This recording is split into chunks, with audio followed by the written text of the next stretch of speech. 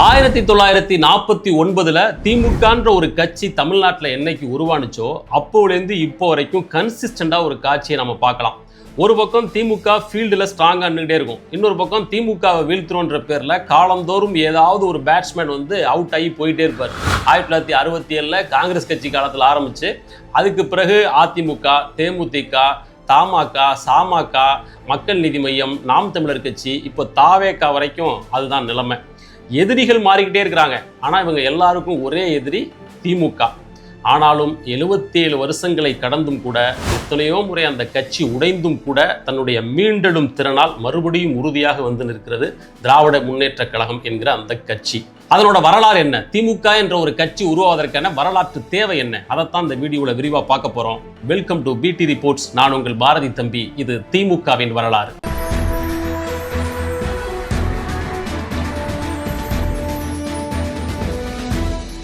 சென்னையோட பரபரப்பான ஏரியாக்கள்ல ஒன்னான மண்ணடியில் இருக்கிற பவளக்கார தெருவில் 1949 வருஷம் செப்டம்பர் 17 அங்க இருக்கிற 7ஆம் நம்பர் வீட்டில இருந்து ஆரம்பிக்கப்பட்ட இயக்கம் தான் திமுக. இதனுடைய வரலாற்றை இன்னும் கொஞ்சம் டீப்பா தெரிஞ்சுக்கிறதுக்கு ஹிஸ்டரியை பார்க்கணும். 20ஆம் நூற்றாண்டோட தொடக்கத்தில் சென்னை மாகாணம் ஒரு கொந்தளிப்பான நிலைமையில் இருந்துச்சு. சமூகத்தில் இருந்த கல்வி, வேலைவாய்ப்பு இது எல்லாத்துலேயும் பிராமணர்களோட ஆதிக்கம் ரொம்ப ஜாஸ்தியாக இருந்துச்சு. இதற்கு எதிரான போர்க்குரலாக தென்னிந்திய நல உரிமைகள் சங்கம் அப்படின்ற அமைப்பு 1916 ஆரம்பிக்கப்பட்டுச்சு. அது பிராமணர் அல்லாதவரோட நலன்களுக்காக போராட்டங்கள், உரிமை குரல்கள் எல்லாம் கொடுக்க ஆரம்பிக்குது. இந்த நிலைமையில 1925 பெரியார் சுயமரியாதை இயக்கத்தை ஆரம்பித்து தமிழ்நாட்டு அரசியல் பரப்புல வீச்சோட உள்ள வர்றாரு. ஒரு பக்கம் தென்னிந்திய நல உரிமை சங்கம், இன்னொரு பக்கம் பெரியாரோட சுயமரியாதை இயக்கம். இது ரெண்டும் சேர்ந்து தமிழ்நாட்டில் பிராமணர் அல்லாதவரோட சமூக உரிமைகளுக்காக வீச்சான போராட்டங்களை நடத்தி கொண்டிருந்த இதே சமயத்தில் காஞ்சிபுரத்திலிருந்து தன்னுடைய அழகான தமிழாலையும் அறிவாற்றலாலையும் ஒரு இளைஞர் எல்லாரோட கவனத்தை ஈர்க்கிறார். அவர்தான் காஞ்சிபுரம் நடராஜன் அண்ணாதுரை. பின்னாட்களில் பேரறிஞர் அண்ணா அப்படின்னு இன்னைய வரைக்கும் தமிழ்நாடே கொண்டாடிட்டு இருக்கிற CN அண்ணாதுரை. அவர் பெரியாரோட கொள்கைகளால் ஈர்க்கப்பட்டு சுயமரியாதை இயக்கத்தில் தன்னை சேர்த்துக்கிட்டு அவரோட டிராவல் பண்ண ஆரம்பிக்கிறாரு. திராவிட நாடு பத்திரிகைகள் மூலமா அண்ணா தன்னுடைய கொள்கைகளை தமிழ் மக்களின் பரப்பெங்கும் கொண்டு போய் சேர்க்கிறார். பெரியாருக்கும் அண்ணாவுக்குமான அந்த உறவு அவ்வளவு இறுக்கமானதாகவும் இணக்கமானதாகவும் இருக்கிறது. ஆனால் ஒரு குருவுக்கும் சிஷியனுக்குமான உறவு எல்லா காலத்திலையும் ஒன்று போலவே இருக்கிறது இல்லை. இதனால அண்ணாவுக்கும் பெரியாருக்குமான உறவுல காலப்போக்கில் முரண்பாடுகள் உருவாக ஆரம்பிச்சது. பெரியாரை பொறுத்த வரைக்கும் அறிவியல் பார்வை, சுயமரியாதை, மனிதனோட முன்னேற்றம் இதுதான் அவருக்கு முக்கியம். இதற்கு தடையா தேசியம், மொழி, இனம் எது வந்தாலும் அதை அடிச்சு நொறுக்கிறதுல பெரியார் ஒரு நாளும் தயங்கினதே இல்லை. ஆனால் அண்ணாவை பொறுத்தவரையும் தமிழ் இனம், தமிழ் மொழி இவற்றின் மீது பற்றும் பெருமிதமும் கொண்டவர். பெரியார் ஒரு விஷயத்துல பொது புத்தி என்ன நினைக்கும், சமூகம் என்ன நினைக்கும் என்பதை பற்றி ஒரு நாளும் கவலைப்படாதவர். ஆனா அண்ணா பொது புத்தி என்ன நினைக்கும், சமூகம் இதை ஏற்குமா இல்லையா என்பதை பற்றிய தயக்கங்கள் கொண்டவர். இதனாலேயே இவங்க ரெண்டு பேருக்கு இடையில கருத்து முரண்பாடுகள் மெல்ல மெல்ல உருவாக ஆரம்பிச்சது. இந்தியா சுதந்திரம் வாங்கின 1947 ஆகஸ்ட் 15 துக்க நாள் அப்படின்னு சொன்னாரு பெரியார். ஏன்னா பிரிட்டிஷ் அப்படின்ற ஆதிக்கத்திலிருந்து பார்ப்பனர்களோட ஆதிக்கத்துக்குள்ள இந்த நாடு போக போகுது, இது முழுமையான சுதந்திரம் கிடையாது, அதனால அது துக்க நாள் அப்படின்னு பெரியார் சொன்னார். ஆனால் அண்ணாவை பொறுத்தவரையிலும் நம்முடைய 2 எதிரிகளில் ஒரு எதிரி ஒளிஞ்சான், அதனால இது கொண்டாடப்பட வேண்டிய நாள், இது இன்ப நாள் அப்படின்னு அண்ணா சொன்னார். இந்த நிலைமையில தான் பெரியாருக்கும் மணியம்மைக்கும் திருமணம் நடக்குது. பெரியார் தன்னுடைய 70வது வயசுல கிட்டத்தட்ட 40 வயதுடைய மணியம்மையை திருமணம் பண்ணிக்கிறதா முடிவெடுக்கிறார். திராவிடர் கழகத்தோட சொத்துக்களுக்கு வாரிசு நியமிக்கணும் அப்படிங்கிறது தான் அந்த திருமணத்தோட அடிப்படையான நோக்கம். அதற்கு மணியம்மையை எதற்காக திருமணம் பண்ணிக்கணும்? தன்னுடைய வாரிசா தத்தெடுத்து கூட அந்த சொத்துக்களுக்கு அவரை வாரிசுதாரராக நியமிக்கலாம் இல்லையா அப்படின்ற விமர்சனம் இப்போ வரைக்கும் வைக்கப்படுது. அடிப்படையான காரணம் என்ன அப்படின்னாக்க, பெரியார் தன்னுடைய இந்த திராவிடர் கழக சொத்துக்களுக்கு வாரிசா அண்ணாதுரையை தான் முதல்ல நியமிக்கிறதா இருந்தார். பட் அண்ணா திராவிடர் கழகத்திலிருந்து வெளியேறது அப்படின்ற முடிவை மனதளவில் எடுத்து தன்னுடைய திராவிட நாடு இதழ்லையும் அப்போ நடந்த பல கூட்டங்கள்லையும் அதை வெளிப்படுத்திக்கிட்டே இருந்தார். இதனால் பெரியாருக்கு அண்ணாதுரை மீது இருந்த நம்பிக்கை கொஞ்சம் கொஞ்சமாக குறைய ஆரம்பிச்சுது. அதனால் திராவிடர் கழக சொத்துக்களுக்கான வாரிசா வேற யாரை நியமிக்கலாம் அப்படின்னு தேடும்போது EVK சம்பத் அவரை நியமிக்கலாம்னு முடிவெடுக்கிறாரு. பட் EVK சம்பத் அவரும் அண்ணாதுரைக்கு பின்னாடி இருக்கிறாரு. அப்படின்றதுனால அவர் மீதும் நம்பிக்கை இழக்கிறார். அதற்கு பிறகு அர்ஜுனன் அப்படின்னு ஒருத்தரை வாரிசா நியமிக்கலாம்னு அதற்கான முடிவில் ஈடுபடுறாரு. அர்ஜுனன் எதிர்பாராத விதமாக இறந்து போகிறார். இப்படி அவர் அடுத்தடுத்து முடிவு செஞ்ச எல்லாருமே அவருடைய நம்பிக்கைக்குரிய பாத்திரத்தில் இல்லை அப்படின்றதுனால சொத்துக்களுக்கு ஒரு நம்பகரமான வாரிசு அப்படின்ற அடிப்படையில் மணியம்மையை அவர் தேர்வு செய்கிறார். சரி, இந்த இடத்துல இன்னொரு டவுட் என்னன்னா, அதுக்கு திருமணம் பண்ணிட்டு தான் பண்ணணுமா அப்படின்னு கேள்வி வருது இல்லையா? தத்தெடுத்து கூட பண்ணியிருக்கலாம் அப்படின்னு வருது இல்லையா? அதற்கு நம்ம புரிஞ்சுக்க வேண்டியது, இந்து திருமண சட்டங்களில் சொத்துக்களை பெண்களுக்கு தத்து கொடுக்கவோ பெண்கள் தத்து எடுக்கவோ முடியாது. இந்து சட்டம் அதைத்தான் சொல்லுது. பெரியார் வாழ்நாள் முழுவதும் இந்து மதத்தையும் வர்ணாசிரம கொள்கையையும் எதிர்த்தார் அப்படின்னாலும் கூட மரணம் வரையிலும் அவர் இந்து மதத்திலிருந்து வெளியேறவில்லை. ஏன் வெளியேறல அப்படிங்கிறது தனி சப்ஜெக்ட். அதை இங்கே விளக்குனா அது பெருசாக போயிடும். எனவே அவர் சட்டப்படியே அந்த சொத்துக்களை வாரிசுதாரராக தத்து கொடுக்கணுன்னாக்க அப்போ வேற வழி இல்லாமல் மணியம்மையை திருமணம் செஞ்சுக்கிட்டு அதன் மூலமாக அந்த சொத்துக்களை அவங்க பேருக்கு வாரிசுதாரராக மாற்றுறார். இதுதான் அடிப்படையான காரணம். எனிவே இந்த முடிவு, பெரியாரோட இந்த முடிவு அப்போ தமிழ்நாடு முழுக்க பெரிய பேசுபொருளாகுது. பெரியாரோட போர்ப்படை தளபதிகளாக இருந்த அண்ணா உள்ளிட்ட பல பேருக்கு இந்த முடிவு ஓப்புடையதா இல்லை. ஏன்னா திராவிடர் கழகம் அப்போ தான் மக்கள்கிட்ட வீச்சோடு வளர்ந்துக்கிட்டு இருக்குது. இப்படி அதிக வயசு வித்தியாசத்தில் பெரியார் செஞ்சுக்கிற கல்யாணம் வெகு மக்கள்கிட்ட ஒரு அக்செப்டன்ஸ் உருவாக்காது, அமைப்புக்கு இது கெட்ட பேரை உருவாக்கும் அப்படின்ற அடிப்படையில் அண்ணாதுரை திராவிடர் கழகத்திலேருந்து பிரிச்சுக்கிட்டு வர்றார். பொதுவாக அண்ணா திகாவை உடைச்சிக்கிட்டு திமுகன்ற ஒரு கட்சியை ஆரம்பித்ததுக்கான அடிப்படையான காரணம் பெரியார் மணியம்மையை கல்யாணம் பண்ணிக்கிட்டது தான் அப்படின்னு சொல்லுவாங்க. அது உண்மையான காரணமோ முழுமையான காரணமோ கிடையாது. அது உடனடியான அந்த நேரத்து காரணம் மட்டும்தான். முழுமையான காரணம் என்ன அப்படின்னு பார்த்தோம்னா, பெரியார் தேர்தல் அரசியலில் பங்கேற்கிறத அடியோட வெறுத்தார். அது பொறுக்கி திங்க தான் லாயக்கு, தேர்தல் அரசியலுக்குள்ளே போயிட்டாக்க கொள்கைகள் நீர்த்து போயிடும் அப்படின்னு பெரியார் திடமாக நம்பினார். ஆனால் அண்ணாவை பொறுத்தவரையிலும் இந்த தேர்தல் அரசியலில் பங்கேற்பதன் மூலமாக மட்டும்தான் நம்முடைய கொள்கைகளை சட்டங்களாக மாற்ற முடியும், இந்த சொசைட்டியை மாற்றுறதுக்கு தேர்தல் அரசியல் தான் சரியான வழி அப்படின்னு அண்ணா நினைச்சார். இந்த அடிப்படையான கொள்கை முரண்பாடு தான் அந்த அமைப்பை உடைத்து கொண்டு திராவிட முன்னேற்ற கழகம் அப்படின்ற அமைப்பை அண்ணா உருவாக்குறதுக்கான காரணம். அதே நேரம் பெரியார் மாதிரியான மக்கள் செல்வாக்குள்ள ஆளுமை மிகுந்த தலைவரை எதிர்த்து நிற்கிறது சாதாரண விஷயம் இல்லை அப்படிங்கிறது அண்ணாவுக்கு ரொம்ப நல்லா தெரியும். இருந்தாலும் அன்னைக்கு இருந்த சமூக யதார்த்தத்தில் பெரியாருடைய தம்பிகள் இப்படிப்பட்ட கஷ்டமான முடிவை எடுத்தாங்க. அப்படி 1949 வருஷம் பெரியாரோட பிறந்த நாளான செப்டம்பர் 17 சென்னை மண்ணடியில் இருக்கிற பவளக்கார தெருவில் வைத்து திமுக என்ற கட்சி உதயமாகிறது. அடுத்த நாள் செப்டம்பர் 18 ராபின்சன் பூங்காவில் கொட்டு மலையில் பல ஆயிரக்கணக்கான மக்களின் முன்பு அறிஞர் அண்ணா திராவிடர் முன்னேற்ற கழகம் என்ற கட்சியை அறிவித்து மக்களிடையே உரையாற்றுகிறார். அண்ணா அந்த கட்சியோட பொதுச் செயலாளராகிறாரு. கடமை, கண்ணியம், கட்டுப்பாடு, அடைய வேண்டிய இலக்கோ திராவிட நாடு அப்படின்னு அண்ணா அறிவிக்கிறாரு. கருப்பு சிவப்பு கொடி அறிமுகப்படுத்தப்படுது. கருப்புங்கிறது அன்னைக்கு தமிழர்கள் இருந்த நிலையை சுட்டிக்காட்டுது. சிகப்பு அப்படிங்கிறது அந்த இருண்ட நிலையிலிருந்து அடைய வேண்டிய மாற்றத்தை சுட்டிக்காட்டுகிறது. இப்படி திமுக என்ற கட்சி அன்னைக்கு உருவாச்சு. இதில் சுவாரஸ்யமான விஷயம் என்னன்னா, அப்பவும் கூட பேரறிஞர் அண்ணா திமுகவுக்கு தலைவர் அப்படின்ற பதவியை உருவாக்கலை, அதை அப்படியே விட்டு வச்சிருந்தாரு. திமுகவுக்கு எப்பவுமே தந்தை பெரியார் தான் தலைவர் அப்படின்னு அறிவிச்சார். திமுகவோட ஆரம்ப காலகட்டம் ரொம்ப போராட்டங்கள் நிறைஞ்சதாக தான் இருந்துச்சு. அவங்க உடனடியாக தேர்தலில் போட்டியிடல.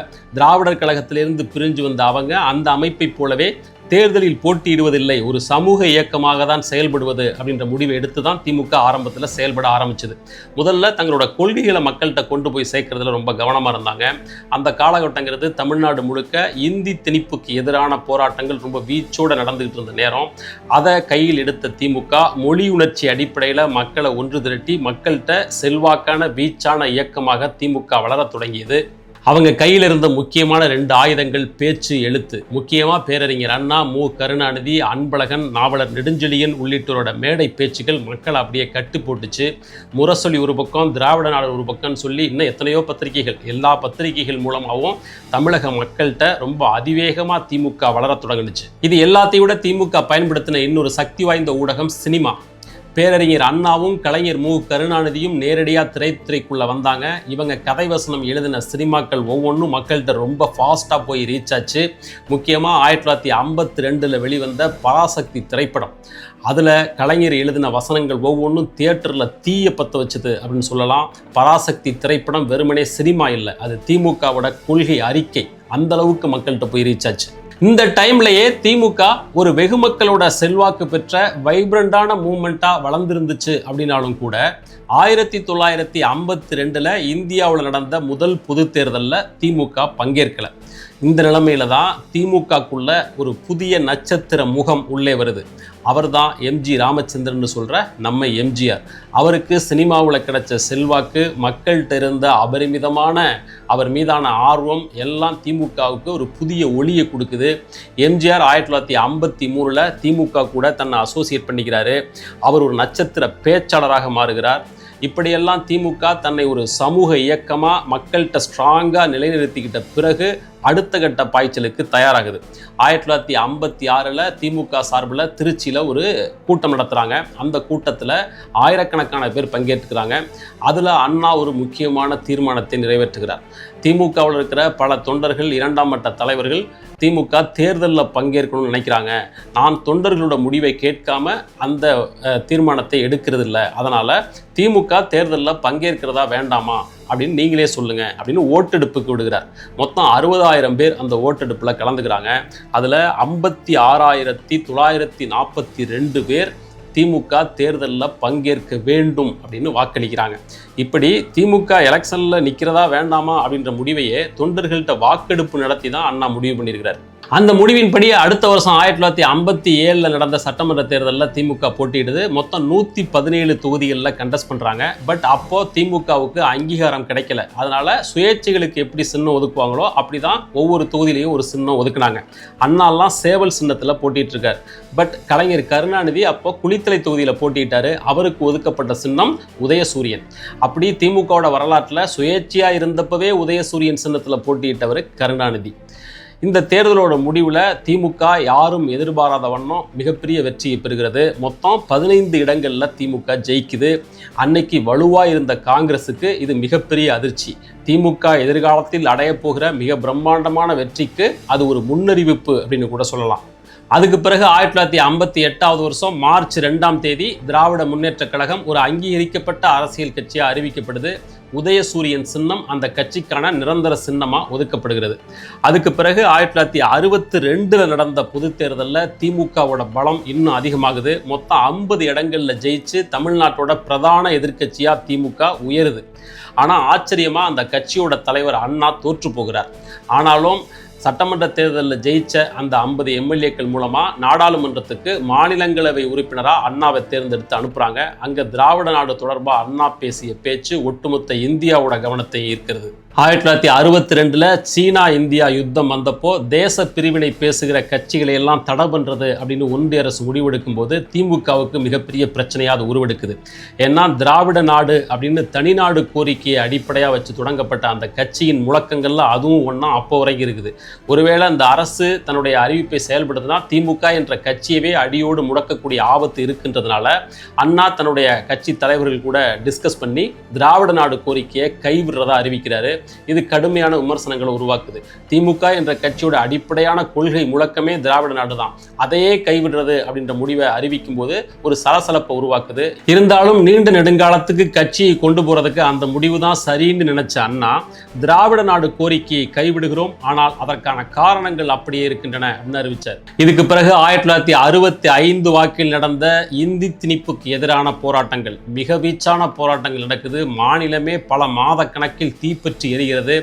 ஒன்றிய அரசு இராணுவத்தை கொண்டு ஒடுக்குது. ஏகப்பட்ட துப்பாக்கி சூடு, பல நூற்றுக்கணக்கான பேர் கொல்லப்படுறாங்க. தமிழ்நாட்டு மாணவர் படை அவ்வளவு வீச்சோடு அந்த இந்தி திணிப்புக்கு எதிரான போராட்டங்களில் பங்கெடுக்குது. திமுக இதில் முன்கை எடுத்து அந்த போராட்டங்களை ஒருங்கிணைக்குது. ஒரு பக்கம் கட்சி ஒடுக்கப்பட்டாலும் பல நூறு பேர் கொல்லப்பட்டாலும் கூட திமுக என்ற கட்சி அடிமட்ட வரையிலும் கொண்டு சேர்ப்பதற்கு இந்தி திணிப்புக்கு எதிரான அந்த போராட்டங்கள் முக்கியமான காரணங்களாக இருக்குது. இந்த பின்னணியில் தான் 1967 தமிழ்நாட்டுக்கு சட்டமன்ற பொதுத் தேர்தல் வருகிறது. திமுக பரபரப்பாக அந்த தேர்தலுக்காக தயாராகிறது. அப்போ அரிசி தட்டுப்பாடு உச்சத்தில் இருந்த நேரம். ரேஷன் கடைகளில் பச்சரிசி மட்டும்தான் கிடைக்கும், புழுங்கரிசி கிடைக்கிறது ரொம்ப தட்டுப்பாடாக இருந்துச்சு. இதை பயன்படுத்திக்கிட்ட திமுக ஒரு முக்கியமான வாக்குறுதியை தேர்தல் வாக்குறுதியாக மக்களுக்கு கொடுக்குது. திமுக ஆட்சிக்கு வந்தால் ரூபாய்க்கு 3 படி லட்சியம், 1 படி நிச்சயம் அப்படின்னு அறிவிக்கிறாரு அண்ணா. இந்த வாக்குறுதி மக்களோட அடிமட்டம் வரைக்கும் ரொம்ப வீச்சா கொண்டு போய் சேர்க்குது திமுகவை. ஒரு பக்கம் திமுகவோட இந்த மாதிரியான பலமான பிரச்சாரம், இன்னொரு பக்கம் அண்ணா கருணாநிதி இவங்களோட கவர்ச்சி கவர்ச்சிகரமான பேச்சு, அந்த பக்கம் எம்ஜிஆரோட நட்சத்திர அந்தஸ்து, இது எல்லாம் சேர்ந்து தேர்தல் பிரச்சாரம் வீச்சா போயிட்டு இருக்கும்போது தேர்தலுக்கு கொஞ்ச காலத்துக்கு முன்னாடி எம்ஜிஆர் எம்ஆர் ராதாவால் சுடப்படுகிறார். கழுத்தில் குண்டை வாங்கிட்டு ஹாஸ்பிட்டலில் எம்ஜிஆர் படுத்திருக்கிற அந்த ஃபோட்டோவை போஸ்டர் அடித்து தமிழ்நாடு முழுக்க ஒட்டுறாங்க. இது திமுகவுக்கு பெரிய அனுதாப அலையை உருவாக்குது. அது எல்லாமும் சேர்ந்து அந்த தேர்தலில் மிகப்பெரிய ரோல் பண்ணுது. தேர்தல் முடிவுகள் இந்தியாவையே ஆச்சரியப்பட வைக்குது. யாருமே எதிர்பார்க்காத வகையில் திமுக தலைமையிலான கூட்டணி 234 தொகுதிகளில் போட்டியிட்டு 179 தொகுதிகளில் ஜெயிக்கிறாங்க. திமுக மட்டுமே 137 இடங்களில் ஜெயிக்குது. 20 வருஷமாக ஆட்சியில் இருந்த காங்கிரஸ் கட்சி படுதோல்வி அடையுது. அகில இந்திய காங்கிரஸ் கட்சிக்கு தலைவராக இருந்த பெருந்தலைவர் காமராஜர் தன்னுடைய சொந்த தொகுதியான விருதுநகரில் திராவிடர் முன்னேற்ற கழகத்தோட ஒரு இளம் மாணவர் தலைவர்கிட்ட தோற்று போகிறார். அந்த தேர்தலில் திமுக எந்த அளவுக்கு மக்கள் செல்வாக்கோடு இருந்துச்சு அப்படிங்கிறதுக்கு காமராஜரோட தோல்வியே ஒரு உதாரணம். 1967 திமுக பெற்ற இந்த வெற்றி அப்படிங்கிறது சாதாரணமானது இல்லை. ஏதோ ஒரு அரசியல் கட்சியோட வெற்றி அப்படின்னு சுருக்கி புரிஞ்சுக்க முடியாது. ஏன்னா அப்போ திமுக மக்கள்கிட்ட பார்ப்பனிய எதிர்ப்பை ரொம்ப வெளிப்படையாக பேசுனுச்சு. அன்னைக்கு இருந்த பெரும்பான்மை சாதிகளோட ஆதிக்கத்துக்கு எதிராக வெளிப்படையாக பிரச்சாரம் பண்ணுச்சு. இந்தி திணிப்புக்கு எதிராக அவ்வளவு தீவிரமான போராட்டங்களை முன்னெடுத்துச்சு. அன்றைய காலகட்டத்தில் திமுகவோட இந்த நடவடிக்கைகளுக்கு அப்போ இருந்த எந்த ஊடகமும் ஆதரவு இல்லை. அந்த ஊடக எதிர்ப்பையும் மீறி பெற்ற வெற்றி அது. அதே போல அதுவரைக்கும் டெல்லியில இருந்து தமிழ்நாட்டை கட்டுப்படுத்தி கொண்டிருந்த ஒரு தேசிய கட்சியோட செல்வாக்க முடிவுக்கு கொண்டு வந்துச்சு திமுக. ஒரு மாநில கட்சி மக்களோட பேராதரவை பெற்று ஆட்சியை பிடிச்சது. 1967 மார்ச் 6ஆம் தேதி பேரறிஞர் அண்ணா தமிழ்நாட்டின் முதலமைச்சராக பொறுப்பேற்றார். பதவிக்கு வந்ததும் அறிஞர் அண்ணா செஞ்ச முதல் வேலை சுயமரியாதை திருமணங்களுக்கு சட்ட அங்கீகாரம் கொடுத்தது தான். அடுத்ததா தமிழ்நாட்டுக்கு அப்போ சென்னை மாகாணம்னு பேர் இருந்துச்சு, அதுக்கு தமிழ்நாடுன்னு பேர் வச்சார் அண்ணா. அதே போல தேர்தல் வாக்குறுதி கொடுத்தபடி ரூபாய்க்கு ஒரு படி அரிசின்ற திட்டத்தையும் செயல்படுத்தினார். ஒரு தெருவுல கொற்ற மலையில மனசுல கனவோட நெஞ்சில கொள்கை உறுதியோட கிளம்பின ஒரு இளைஞர் படை 18 வருஷ போராட்டங்களுக்கு பிறகு செயின்ட் ஜார்ஜ் கோட்டையை பிடிச்சு ஆட்சி கட்டிலில் ஏறியது. திமுகவின் இந்த வரலாறு அதன் பிறகு தமிழ்நாட்டின் வரலாறாகவே மாறியது. ஆனா அறிஞர் அண்ணாவோட ஆட்சி ரொம்ப காலம் நீடிக்கல. 2 ஆண்டுகள் மட்டும்தான் அவர் தமிழ்நாட்டை ஆட்சி பண்ணாரு. புற்றுநோய் காரணமா 1969 அறிஞர் அண்ணா மரணம் அடைஞ்சாரு. அவருடைய மரணம் தமிழ்நாட்டையே சோகத்தில் தள்ளினுச்சு. 1.5 கோடி பேர் அவருடைய மரண ஊர்வலத்தில் பங்கேற்றாங்க. அது ஒரு கின்னஸ் ரெக்கார்ட் அப்படின்ற அளவுக்கு பேசப்பட்டுச்சு. அண்ணாவோட மறைவுக்கு பிறகு திராவிட முன்னேற்ற கழகத்தின் தலைவராக யார் வர்றது அப்படிங்கிறதுல கடுமையான போட்டி நிலவுனுச்சு. முக்கியமாக மு. கருணாநிதி, நாவலர் நெடுஞ்செழியன், இந்த 2 பேருக்கும் போட்டி வந்து இறுதியில் கருணாநிதி திராவிட முன்னேற்ற கழகத்தின் தலைவராக உருவாகிறாரு. ஆட்சி கட்டிலில் ஏறுகிறார். அடுத்த 1971 நடந்த சட்டமன்ற தேர்தலையும் எம்ஜிஆரோட பிரச்சார பலம், கலைஞர் கருணாநிதியோட கவர்ச்சிமிக்க மேடை பேச்சு, அதற்கு முந்தைய 5 ஆண்டுகளில் அவர்கள் செயல்படுத்திய மக்கள் நல திட்டங்கள் எல்லாம் சேர்ந்து திமுகவுக்கு பெருவெற்றியை தேடித்தருகிறது. மறுபடியும் கலைஞர் கருணாநிதி தமிழ்நாட்டின் முதல்வராக பொறுப்பேற்கிறார். இதுக்கு பிறகு அடுத்த பிரச்சனை எம்ஜிஆர் மூலமா வருது. அன்னைக்கு திமுகவோட பொருளாளராக இருந்த எம்ஜிஆர் கட்சியில தான் ஓரங்கட்டப்படுறதா உணர்ந்த அவர் கட்சி கூட்டங்கள்ல தன்னுடைய அதிருப்தியை வெளிப்படுத்துறாரு. திமுகவோட நிர்வாகிகள் ஒவ்வொருத்தரும் தங்களுடைய சொத்து கணக்கை வெளியிடணும் அப்படின்னு ஓப்பனாக திமுக மேடைகள்லேயே பேசுகிறாரு. இது கட்சிக்குள்ள பெரிய சலசலப்பு உருவாக்குது. இதனோட தொடர்ச்சியாக 1972 எம்ஜிஆர் திமுகவிலிருந்து நீக்கப்படுகிறார். அப்போ எம்ஜிஆர் செல்வாக்குமிக்க சினிமா கவர்ச்சிமிக்க ஒரு தலைவர் அப்படின்றதுனால எம்ஜிஆருக்கு ஆதரவாக பெரும் திரள் கூடுகிறது. போகிற இடமெல்லாம் கூட்டம். அவர் அண்ணா திராவிட முன்னேற்ற கழகம் அப்படின்ற புதிய கட்சியை தொடங்குகிறார். திமுக, அதிமுக அப்படின்னு இன்னைய வரைக்கும் இருதுருவ அரசியலில் தமிழ்நாடு இருக்குது அப்படின்னா அது 1972 நிகழ்ந்த அந்த பிளவு தான். கலைஞர் கருணாநிதி தலைமையிலான திமுக அரசு பல சோதனைகளை சந்திக்குது. முக்கியமாக 1975 இந்திரா காந்தி அரசு கொண்டு வந்த எமர்ஜென்சி. இந்த எமர்ஜென்சியை இந்தியாவிலேயே எதிர்த்த ஒரே மாநிலம் தமிழ்நாடு மட்டும்தான், திமுக அரசு தான். இதன் காரணமாக இந்திரா காந்தி அரசு தமிழ்நாட்டு மேலே, திமுக அரசு மேலே கடுமையான அடக்குமுறைகளை ஏவி விடுது. பல முக்கியமான திமுக தலைவர்களை மிசா சட்டத்தின் கீழ் அரெஸ்ட் பண்ணி ஜெயிலில் போடுறாங்க, கடுமையாக சித்திரவதை செய்யப்படுறாங்க.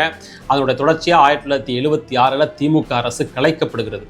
அப்புறம் 1977 எம்ஜிஆர் ஆட்சி கட்டிலில் ஏறுகிறார். பெரும்பான்மையை பெற்று 77 ஆட்சிக்கு வந்த அவர் 1989 வரையிலும் தமிழ்நாட்டை ஆட்சி செய்கிறார். இடைப்பட்ட காலத்தில் திமுகவால் பெரிய வெற்றி எதுவும் அடைய முடியவில்லை. 1989 மறுபடியும் திமுக ஆட்சி. ஆனால் 2 வருஷம் கூட நீடிக்கல. அந்த கட்சி பிரிவினைவாதம் பேசுகிறது, விடுதலை புலிகளை ஆதரிக்கிறதுன்னு குற்றச்சாட்டு வச்சு அப்போ இருந்த ராஜீவ்காந்தி திமுக அரசை கலைக்கிறார். 1991 ராஜீவ்காந்தி ஸ்ரீபெரும்புதூரில் கொல்லப்படுகிறார்.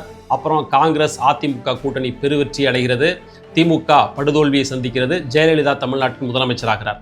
அதுக்கு பிறகு 1993 திமுகவிலிருந்து வைகோ பிரிஞ்சு போறாரு. ஏகப்பட்ட மாவட்ட செயலாளர்கள் வைகோ பின்னாடி பிரிஞ்சு போறாங்க. திமுக அவ்வளவுதான். ஏற்கனவே எம்ஜிஆர் எப்படி பிரிஞ்சு போனாரோ அதுபோல இப்போ வைகோ பிரிஞ்சு போகிறார். திமுகவோட எதிர்காலம் இத்தோட காலி அப்படின்னு எல்லாரும் பேசும் நிலைமையில 1996 வருஷம் நடந்த தேர்தலில் இந்த பிளவு எதையும் அந்த கட்சியை பாதிக்கல. 96 பெருவெற்றியை பெற்று மறுபடியும் திமுக தமிழ்நாட்டின் ஆட்சி கட்டில் ஏறுகிறது. அதுக்கு பிறகு 1999 வருஷம் நடந்த நாடாளுமன்ற தேர்தலில் திமுக பாஜகவோட கூட்டணி வச்சு தேர்தலை எதிர்கொள்கிறது. இப்போ வரைக்கும் திமுக மீது வைக்கப்படுகிற முக்கியமான விமர்சனங்கள்ல ஒன்றா அது இருக்குது. அந்த நாடாளுமன்ற தேர்தலில் பெற்ற வெற்றியின் மூலமாக தான் வாஜ்பாய் இந்தியாவோட பிரதமரானார். இன்னைக்கு பாஜக இந்தியா முழுமைக்கும் ஆள்கிறது அப்படின்னா அன்னைக்கு வாஜ்பாய் தலைமையில் அமைந்த அந்த ஆட்சி, அந்த பிள்ளையார் சொல்லி ரொம்ப ரொம்ப முக்கியம். அந்த பிள்ளையார் சொல்லியை பாஜகவுக்கு போட்டு கொடுத்ததுல திமுகவுக்கு முக்கியமான பங்கு இருக்குது. அதன் பிறகு 2001 வருஷம் நடந்த சட்டமன்ற தேர்தலையும் பாஜக கூட கூட்டணி வச்சுக்கிட்டு திமுக போட்டியிட்டுச்சு. அது படுதோல்வி அடைஞ்சுது. அதுக்கு பிறகு 2004 திமுக பாமக உள்ளிட்ட 7 கட்சிகளோட கூட்டணி அமைச்சு திமுக தேர்தலை எதிர்கொள்கிறது. அப்புறம் 2006 திமுக வெற்றி அடைகிறது அப்படின்னாலும் தனிப்பெரும்பான்மை கிடைக்கல. காங்கிரஸ் உள்ளிட்ட கூட்டணி கட்சிகளோட தயவோட அந்த ஆட்சியை நடத்துகிறது. அப்புறம் 2009 இலங்கை முள்ளிவாய்க்காலில் ஈழத்தமிழ் மக்கள் சிங்கள படையினரால் கொல்லப்பட்ட அந்த வரலாற்று முக்கியத்துவம் வாய்ந்த நிகழ்வின் போது தமிழ்நாட்டின் முதலமைச்சராக இருந்த கருணாநிதி அந்த போரை தடுப்பதற்கு எதுவுமே செய்யலை. அப்போ மத்தியில் ஆட்சியில் இருந்த காங்கிரஸ் கட்சிக்கு அழுத்தம் கொடுத்து இந்த போரை அவர் நிறுத்தியிருக்க முடியும், ஆனால் அவர் செய்யலை அப்படின்னு கடும் விமர்சனங்கள் வைக்கப்பட்டுச்சு. 1983 இலங்கை தமிழர் விவகாரத்துக்காக தன்னுடைய எம்எல்ஏ பதவியவே ராஜினாமா செஞ்ச கலைஞர் கருணாநிதி 1989 ஆட்சிக்கு வந்து 2 வருஷத்துல 91 திமுக ஆட்சி கலைக்கப்பட்டதற்கு காரணமும் இலங்கை தமிழர் விவகாரம் தான். பிரிவினைவாதம் பேசுகிறது, விடுதலை புலிகளை ஆதரிக்கிறது என்ற காரணத்தை கொண்டு திமுக ஆட்சியை இழந்தது. இப்படி ஹிஸ்டரி இருந்தாலும் கூட 2009 கலைஞர் கருணாநிதி எதுவுமே செய்யலை அப்படின்னு திமுக மேலே கடுமையாக விமர்சனங்கள் வைக்கப்பட்டுச்சு. இந்த விமர்சனங்களின் எதிரொலியாக 2011 வருஷம் நடந்த சட்டமன்ற தேர்தலில் திமுக படுதோல்வி அடைஞ்சது. அப்புறம் 2014 வருஷம் நாடாளுமன்ற தேர்தலையும் கூட இந்த நிலைமை எதிரொலிச்சு அந்த வருஷமும் அந்த தேர்தலையும் தோல்வியை சந்திச்சது திமுக. அது அத்தோட முடியல. 2016 வருஷம் நடந்த சட்டமன்ற தேர்தலையும் எதிரொலிச்சு அந்த தேர்தலையும் திமுக தோல்வியை சந்திச்சது. 2018 கலைஞர் கருணாநிதி மரணம். 2019 நாடாளுமன்ற தேர்தலில் திமுக கூட்டணி தன்னுடைய செல்வாக்கை மீண்டும் நிலைநிறுத்தி கொண்டு 38 இடங்களில் வெற்றி பெறுகிறது. 2021 நடந்த சட்டமன்ற தேர்தலில் திமுக 133 தொகுதிகளில் பெரிய வெற்றியை ஈட்டி இப்போ வரைக்கும் ஆட்சியில் இருக்குது. அப்புறம் 2024 நடந்த நாடாளுமன்ற தேர்தலில் 40 தொகுதிகளிலையும் வெற்றி பெற்று தன்னுடைய வலிமையை திமுக மீண்டும் நிலைநாட்டியது. சமூக நீதி, மாநில சுயாட்சி, இடஒதுக்கீடு, இப்படி திமுக தன்னுடைய அரசியல் வரலாற்றில் தமிழ்நாட்டுக்கு செஞ்சது எவ்வளவோ. பெண்களுக்கு சொத்துல உரிமை, எல்லா சாதியினருக்கும் அர்ச்சகராகிற உரிமை, தமிழ் மொழிக்கு செம்மொழி அந்தஸ்து, இப்படி எவ்வளவோ திமுக செஞ்சிருக்குது. கருணாநிதியோட மறைவுக்கு பிறகு அவருடைய மகன் மு.க. ஸ்டாலின் தமிழ்நாட்டின் முதலமைச்சராக இருந்து ஆட்சி செய்து கொண்டிருக்கிறார். அதே நேரத்தில் திமுக மேலே குடும்ப அரசியல், வாரிசு அரசியல், ஊழல் அப்படின்ற குற்றச்சாட்டுகளும் காலந்தோறும் வைக்கப்பட்டு கொண்டே இருக்குது. முக்கியமாக கலைஞர் கருணாநிதி திமுகவோட தலைவர், அதன் பிறகு அவருடைய மகன் மு.க. ஸ்டாலின் தலைவர், அவருக்கு பிறகு அவருடைய மகன் உதயநிதி ஸ்டாலின் தலைவர் அப்படின்ற இந்த போக்கு திமுக என்ன அவர்களின் குடும்பத்தின் சொத்தா அப்படின்ற விமர்சனத்தை திரும்ப திரும்ப வைப்பதற்கு காரணமாக இருக்கிறது. அதே போல் திமுகவோட தலைவர்கள் ஒவ்வொருத்தரும் நூற்றுக்கணக்கான ஆயிரக்கணக்கான கோடி ரூபாய் சொத்துக்களை சேர்த்திருக்கிறார்கள். இது எல்லாம் ஊழல் மூலம் சேர்க்கப்பட்ட சொத்து அப்படின்ற விமர்சனமும் அவர்கள் மீது வைக்கப்படுகிறது. இன்னைக்கு இந்தியாவில் இருக்கிற பெரும்பான்மையான அரசியல் கட்சிகள் அனைத்துமே வாரிசு அரசியல், ஊழல் என்ற இந்த 2 குற்றச்சாட்டுகளுக்கும் தப்பவே இல்லை. அதில் திமுகவும் அடக்கம். இப்படி எத்தனையோ விமர்சனங்கள் இருந்தாலும் கூட தமிழ்நாட்டோட அரசியல், கலாச்சாரம், பண்பாடு, இது எல்லாவற்றிலும் மிகப்பெரிய தாக்கத்தை ஏற்படுத்திய ஒரு பேரியக்கம் என்றால் அது திமுக தான். இது தமிழ்நாட்டோட மட்டும் நிக்கல. இன்னைக்கு மாநில சுயாட்சி, மொழி உரிமை, சமூக நீதி, இந்த மாதிரியான கருத்துக்களை இந்தியாவில் இருக்கிற இதர மாநிலங்களும் பேச தொடங்கி இருக்கிறது என்றால் அது திமுகவின் சாதனை தான். இன்னைக்கு இந்தியா முழுமைக்கும் எத்தனையோ மாநிலங்கள் இருந்தாலும் தமிழ்நாடு மட்டும் எல்லா வகையிலும் தனித்து தெரிகிறது என்றால் அதற்கு 50 ஆண்டு கால 70 ஆண்டு கால திமுகவின் கொள்கைகளும் அவர்கள் வகுத்த திட்டங்களும் தான் முதன்மையான காரணம். ஸோ இந்த வீடியோ உங்களுக்கு பிடிச்சிருக்கும் நம்புறேன். திமுகவோட வரலாறை தெரிஞ்சுக்க விரும்புகிற அனைவருக்கும் இந்த வீடியோ உதவியா இருக்கும் நம்புறேன். மீண்டும் இதே போல மற்றும் ஒரு வீடியோவோடு சந்திக்கலாம். நன்றி.